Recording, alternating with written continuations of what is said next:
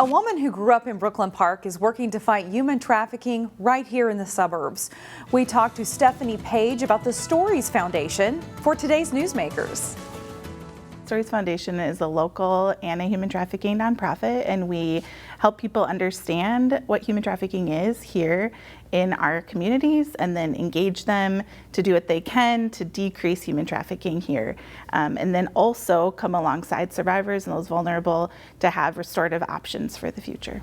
All right, and we think of sex trafficking as something that happens in big cities or far away, but it happens right here in the northwest suburbs. What can you tell us about that? Yeah, anywhere that there's a computer or there's a strip club or there's a high school or there's a hotel, it's likely that there's human trafficking. And we know that the average age someone is trafficked here in the cities or in the suburbs is 14 years old. And we know that within 48 hours of youth being homeless, they're solicited to exchange sex for something of value.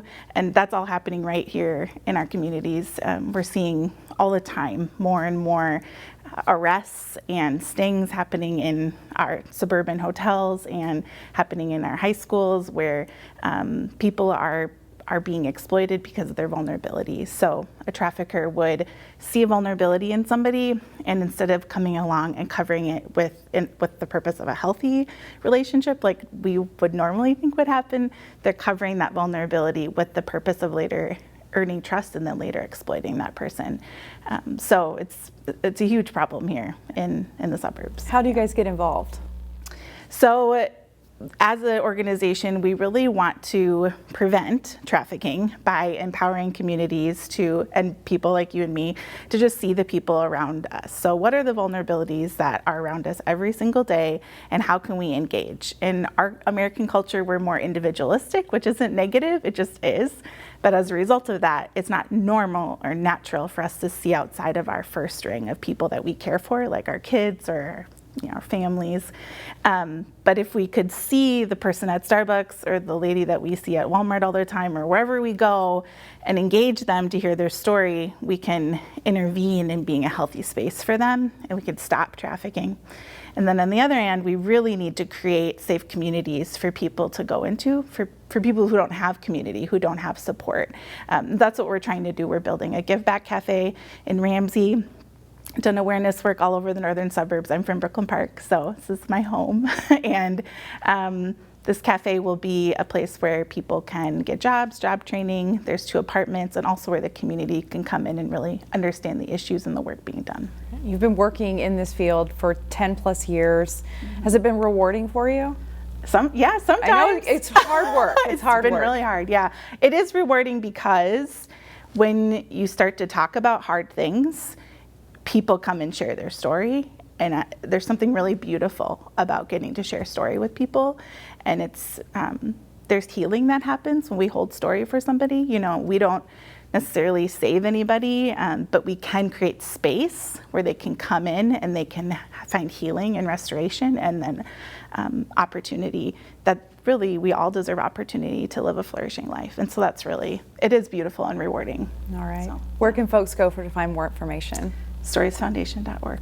All right, Stephanie Page, Executive Director of Stories Foundation. Thank you very much for being here today. There's a superhero 5K coming up on July 30th in Elm Creek Park in Maple Grove to raise money for the Storyteller Cafe that Stephanie was talking about. You can learn more about the race or how to sign up on the Stories Foundation website. One of the best ways to beat the heat on a hot summer day is to enjoy some ice cream. Delane Cleveland takes us to the newest ice cream shop in town. It was hot and we wanted to find some ice cream. Every once in a while, something new comes around that piques people's curiosity. It's interesting. I just had my first bite and it was good. He's referring to ice cream from Ice Dreamzzz. It's a new dessert spot that just rolled its way into Plymouth in June. So everybody, they come in, they're like, oh, we never had rolled ice cream before. What is it based off? It's based off like a Thai street food. Sukino Novoloth is the 31-year-old owner of this little slice of flavor-filled heaven. Opening this shop is the realization of a lifelong dream for this immigrant from Thailand. When I see them happy about seeing the ice cream being rolled and made, It's nice. The process to make the frozen dessert is an elaborate one that's meant to entertain. The ice cream begins in a liquid form. All right, this is our cold cluster. This is chocolate. He then takes the liquid and pours it onto a cold steel surface that's set at minus 19 degrees. Next, he smashes in one of a dozen toppings. We want to crush the brownie in the chocolate mix just to be as fine as possible so it's easier to roll. In this case, he's using a brownie. When you roll it, it'll be smooth and easier to roll, and then with the consistency of the brownie in each bite. Once he gets it just right, he pushes the ice cream forward into 7 perfect rolls, ultimately forming a picturesque dessert that's deliberately social media friendly to help with marketing. Everything is on social media, so with social media, it helps a lot. As the long lines can attest, the social media strategy has worked. It also helps that people enjoy the taste and the atmosphere. In Plymouth, Delane Cleveland, CCX News. Len Bush Roses in Plymouth is working to get the word out about the flower movement. The idea is that the week of August the 8th, everyone should spend some time serving their community by using flowers or plants. People who love gardening and have those resources, maybe they go to a daycare center for the summer, for that week, and they teach kids about gardening, weeding, planting seeds, growing vegetables. Just to think outside the box and look at what you can do to serve the community by using flowers.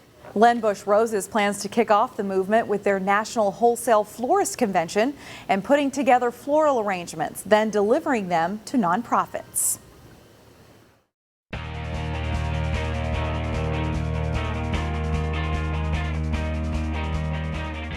The CCX Sports Hall of Fame has inducted over 75 athletes and coaches into our hall since 2004.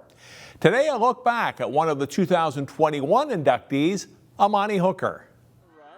He is one of the best athletes to come out of Park Center High School. And Hooker's got it! And now, at age 23, Amani Hooker is the youngest member of the CCX Sports Hall of Fame. He is also the second member of his family to join our hall. His older brother, Quentin, proved to be a great role model for Amani. My brother, he was Mr. Basketball, and, he went to North Dakota, and I just looked up to him as a person and as a player as well. He just did everything right. He worked hard in the off season, he worked hard during the season, and, he's an easy guy to look up to and use as a role model. Quentin's sport was basketball. Amani played hoops, too, through his junior year at Park Center, but his passion was football. He gets it away for Hooker, and it is complete. Despite good sophomore and junior years on the gridiron, though, college offers were slow to come in. My first offer was actually South Dakota, and then I had New Mexico and then northern Iowa. But Iowa came around in that spring, and I went on a visit there and fell in love with it, and then just was there ever since. With his college destination set, Amani could concentrate on his senior year of football at Park Center, and Hooker excelled. He played all over the field, quarterback, running back, and wide receiver on offense, and safety on defense. And his numbers were eye-popping. 9 rushing touchdowns, 7 receiving touchdowns, plus 14 touchdown passes thrown.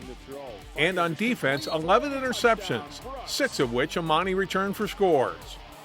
I think my focus was knowing that I was going to be playing defense in college, so as the emphasis on myself as this is what I'm going to be doing, so I just put a little more effort and emphasis on my defensive side, and knowing that I probably won't be playing college ball on offense, and when I was playing offense at Park Center, I was just kind of out there just having fun.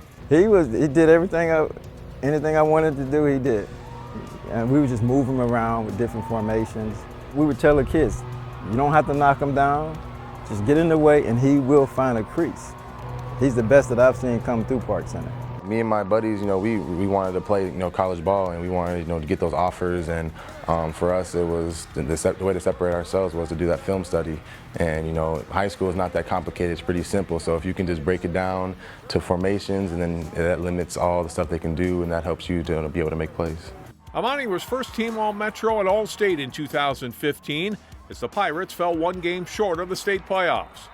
Then it was on to the University of Iowa. Yeah, I had a great time at Iowa. Every season was a winning season, won a lot of rivalry games, a lot of trophy games, and I had a great time. I felt like I got a lot of connections there, a lot of friends, built a lot of relationships, and I enjoyed myself. Every game day it was packed, and it feels like the fans are right on top of you. I'm walking out the tunnel every game, holding hands, coming out the back in black I'm special. Amani's game continued to grow, and by his junior year, he was an elite safety, earning all Big Ten and second-team All-American honors. He won the Big Ten's Tatum Woodson Award, given to the league's best defensive back.